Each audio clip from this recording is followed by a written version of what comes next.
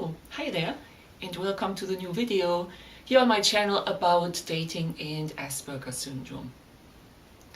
So I wanted to talk a little bit about an issue that comes up every now and then on Asperger's forums, or when Aspies talk about their lives on YouTube and elsewhere. And it's the issue that when they disclose that they have it to neurotypical people, often they get a response like, but you don't look like you have Asperger's, or you don't look like you have autism. And that can be perceived as such a dismissal and so offensive. And I can completely understand why,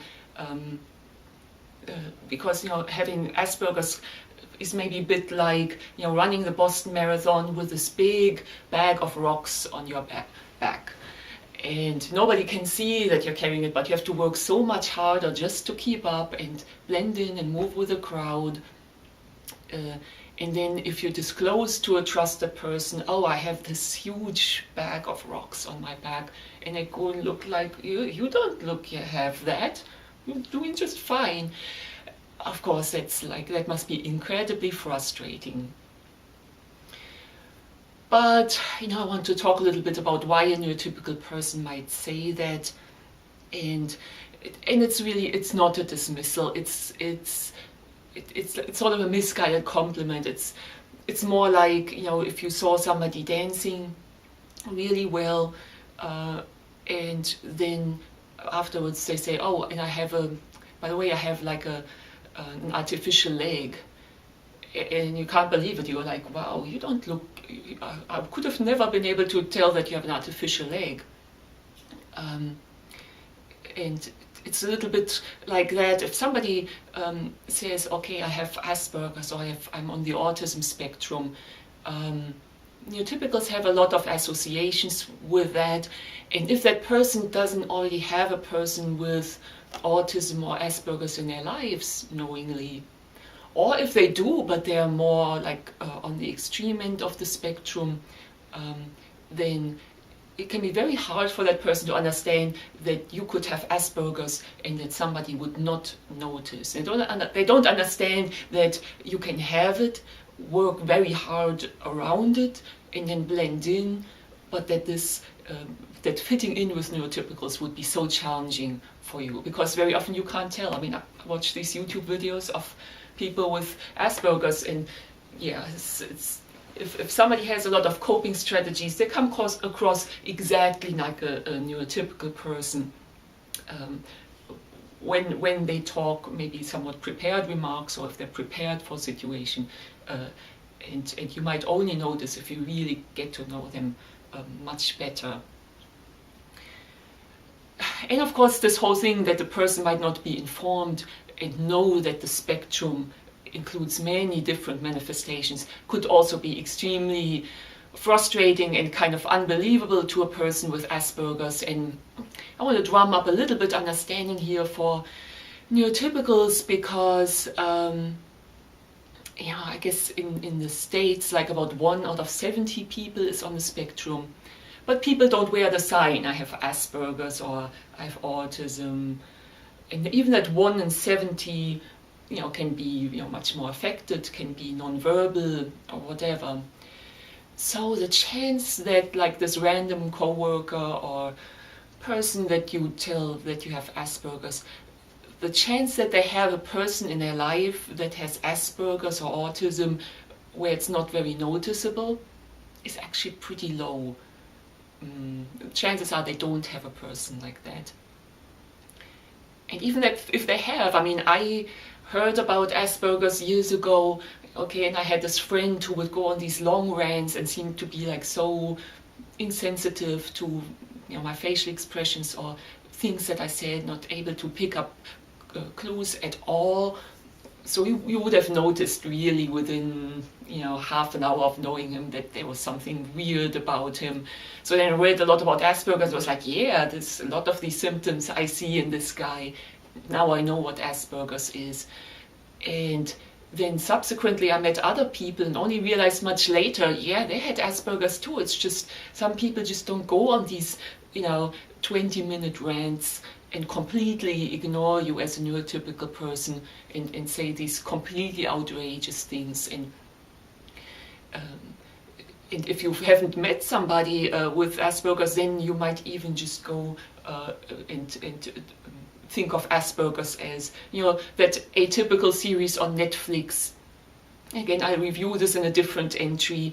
I don't think it's helpful sometimes when Asperger's or high-functioning autism, which is not often portrayed, and then sometimes when it's portrayed in the media, I think the way it's portrayed in the fictional series, it can be very much played for laughs and for the extreme behaviors. And then if somebody has that picture of Asperger's in their head, and then they know you as a person who's often easy to talk to, just somebody great to hang out with, and a nice co-worker, and then you say you have Asperger's, they might respond and say you don't look like you have Asperger's. And that's not a dismissal of the severity of your condition or anything like that. It's an invitation to say, well, this doesn't fit my image of Asperger's. Tell me more about it. And that's an invitation to continue the conversation. And again, I'm talking here if you disclose it to somebody who has known you a long time. Like, this is a channel also about dating, so this might be a response you get from a person you're much into when you tell them that after knowing them for a few weeks, or a co-worker might say that, oh, you don't look like you have Asperger's, I would have never guessed, or somebody else. So I'm talking about those situations. I'm not talking about if you come out with a diagnosis as a maybe young adult to your parents, or even some people have trouble getting the diagnosis because a lot of healthcare professionals are not super informed, sadly. I'm not talking about those situations, because that could actually then be a real dismissal, the person rejecting you having Asperger's, wanting to push that out of their lives. And even then, I mean, that must be extremely hurtful if relatives who've known you all their lives say, oh, I don't think you have that. And I think at that point, I don't want to get too much into this, but yes, if it's a family thing, if it's somebody who's known you all their lives, then it could just be like if it's your parents, that they just simply don't want to realize that you might have a disability. And it could even be that they maybe see some of those signs in themselves and want to reject the whole notion of that somebody might have these challenges unless they are super Rain Man challenged. Anyway, so let's leave those situations to the side, and let's just go with a person you've known for a little bit and you tell them you have Asperger's, which is a great thing to do, because there are a lot of things that might come up where you don't even realize that you might be acting a little bit off, and then that neurotypical person that knows that it's a condition will have such easier time to understand you. Otherwise they start coming up with theories in their head why you act a certain way, and that can go completely off the rails and really hurt your relationship. Long side rant there. Anyway, so it's not a dismissal, it's a misguided compliment. It's somewhat understandable because Asperger's is not well known. And I printed out a thread where people discussed exactly this issue on an Asperger's forum. And people compared it to like saying to a woman, oh, you do math really well for being a woman or whatever. And it's not the same thing, because everybody teenage up learns that there are stereotypes against women that women have to fight against. There's not that same level of awareness for Asperger's or high functioning autism at all. So even as an Aspie, you're living Asperger's, you've read about it tons, you work around it every day, you have these challenges every day, you meet other people with Asperger's. It's very hard maybe to put yourself into the shoes of somebody who's just neurotypical and go about their lives and never met somebody who said they have Asperger's before and only saw some shows, maybe one documentary, and it's very hard to put yourself in the shoes of somebody with this awareness level. But yeah, this person is not uneducated or dumb. And I guess the whole point of my video is don't react like actually in this thread most people recommend to react, and of course these are all Aspies talking among themselves. So this person who starts the thread with, "You don't look like you have Asperger's," does anybody else not know how to answer this kind of question? So some people recommend to say something like, "So what does Asperger's look like?" Like in a sarcastic tone. And of course that's the wrong thing to do, because that sarcasm is negative, and then you're forcing the person to express what they think Asperger's is, which in that context might be offensive, so they don't want to say it. That's why in the first place they say you don't look like you have Asperger's. They invite you to tell them more about how Asperger's affects you. They don't want to be forced to admit that, yeah, you know what, I don't understand how you could have it. And then with a rhetorical question like that, either you shut the conversation down or you force the person to say difficult things with full awareness that they just have only had so much exposure to autism. Same other person says, "This is when I want to say, you mean I don't look retarded?" Yeah, again, just, sarcasm. Aspies love sarcasm, maybe because they are so very often frustrated by NTs and how things are, and sarcasm is often, someone uses sarcasm if they have like this position of knowing more than the other person and then sarcastically commenting how dumber the other person is, and it's a really bad way to come across. Only do this with if you really don't like somebody, if you don't want to have anything to do with them, okay. But if somebody says you don't look like you have autism, they have I know it sounds strange, but they have a positive attitude towards you. If you tell somebody, "Oh, by the way, I have Asperger syndrome," and they say something that to neurotypicals would be very rude, this would be like pointing out that there's something wrong with you, like, "Oh yeah, I noticed you have like really odd behaviors." Somebody like that, might be more, just, or I could tell you're acting really strange sometimes. That's the kind of more neurotypical person who's, willing to hurt you by pointing out, yeah, it's very visible that there's something up with you. And that kind of person, maybe then you can react with sarcasm.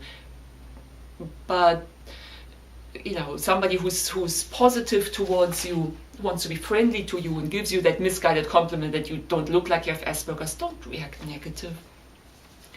Same like this person who says, "And you don't look like a jackass, yet here we are." And somebody responded, "This is my favorite response. No, it's not funny, And then if you do sarcasm or an insult, like "you don't look like a jackass," even you think it's funny, it's like really, it's dropping that cement block on the conversation, shutting it down. And I think one point of my video is that these situations are so fantastic of educating people who might otherwise never become aware that the autism spectrum is very wide, people can affect it in very different ways, but they face real challenges. So gotta, like I always say it over and over, conversations, keep it personal, keep it emotional, talk about your life, make that connection that way, telling each other about their lives. Yeah, don't start rattling off Wikipedia symptoms or whatever. Tell them how Asperger's affects you. Don't shut the conversation down with sarcasm or insults or anything. Yeah. "Oh, you don't look like an uneducated fool." Again, somebody can completely be educated, well versed in so many different subjects in our society and still not know much about Asperger's, and that doesn't mean they're uneducated or they don't care. And it comes across as very rigid. If you accuse somebody they're uneducated just because they heard only cursory about Asperger's, you don't want to be that person. It's almost like if a woman is a fervent vegetarian, and then you're there in the restaurant eating meat or whatever, and she goes like, how can you eat meat? Yes, to her it might seem like, yeah, a person who just eats meat even every now and then, everybody should inform themselves about what goes on in slaughterhouses and industrial, farming and all that kind of stuff. But a person might have just watched one documentary and informed themselves a little bit, and then don't become so aggressive and expect, this person should really know about all this, but just see it like a vegetarian who goes like, let me tell you a little bit about what's going on and why I think it's so important to pay attention to the subject. So much better. You become an advocate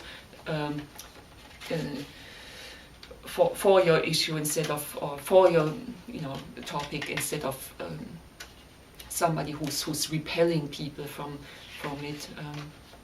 I'm going to jump in with the majority of the rest of the responses and say sarcasm and smart-ass remarks would be my go-to retort. This last person here even says, when people equate Asperger's with shyness or being a nerd, I get even more pissed.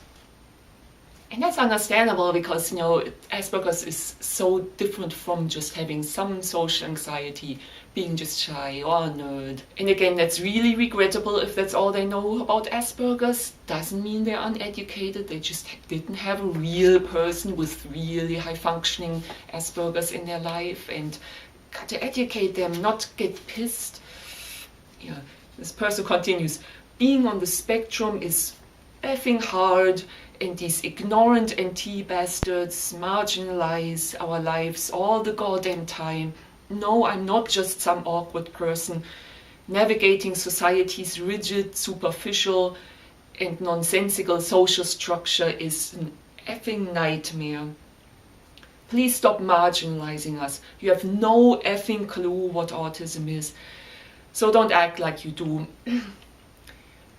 Clearly, I can understand how that response of you don't look like you have autism, or a person not blissfully going about their lives, not knowing what autism is or what high-functioning autism is. It's like salt in the wound for a lot of people with Asperger's. It's very difficult to hear that. I can understand that the gut reaction would be like to act really angry and put that person down, call them uneducated, or even feel that there's a lot of ill intent in there of what they're saying, or that they tell you what autism is and that they have no effing clue. Again, I hope you get from this rant that maybe try to see the typical person's view. I know it's hard because you try to fit in all the time, and you get these rejections and neurotypicals being insensitive towards you because they don't know any better all the time. And now here I'm saying, be sensitive towards what a neurotypical person might be feeling. And it sucks kind of bit, but just don't, if you can, don't react that way. Try not to take it too hard. See it from their perspective, that they haven't had a close friend or co-worker with high functioning Asperger's, and inform them. And the way I would respond would be, okay, you said, oh, you know what, I have Asperger's syndrome, and the other person said, you don't look like you have Asperger's, or you don't look like you have autism. And then you can say something like, yes, I have a very high functioning form of it, so it's not easy to tell. So sympathize with what they said, so they don't feel bad about what they said. So again, sympathize, say, I can understand how it would be hard for you to tell, but it's a real condition and I have real challenges every day. It's just because I'm high functioning, I found a lot of strategies to blend in, and it takes me a lot more effort, actually more effort than you would believe, to keep up and fit in and match the behaviors of people who don't have it. And I know I sometimes still slip up. Don't make the mistake of explaining from a scientific standpoint what Asperger's is, and you rattle off everything that's on Wikipedia and other sites and point them to books and resource materials. That person will look it up if they're interested, but tell them how Asperger's affects you, and how it manifests for you, and then you build that connection. You really help that neurotypical person understand you. It'll be so valuable, and strengthen your relationship. That person will be an advocate for you. That person going forward will be an advocate for high functioning autism and Asperger's in general, and tell other people, hey, when they hear Asperger's comes up in some conversation among neurotypicals, they might say, hey, you know what, Asperger's are not shy nerds. Asperger's are not people who go on 20-minute rants necessarily. I know this coworker, I have this nice coworker with Asperger's, and he told me he has it, and this is how it affects him. And that is just such a wonderful thing to do for the cause, for yourself, for neurotypicals. And it was this long rant. I think I'm going to wrap it up here. Hope you got something out of it. And I look forward to talking with you again really soon. Bye.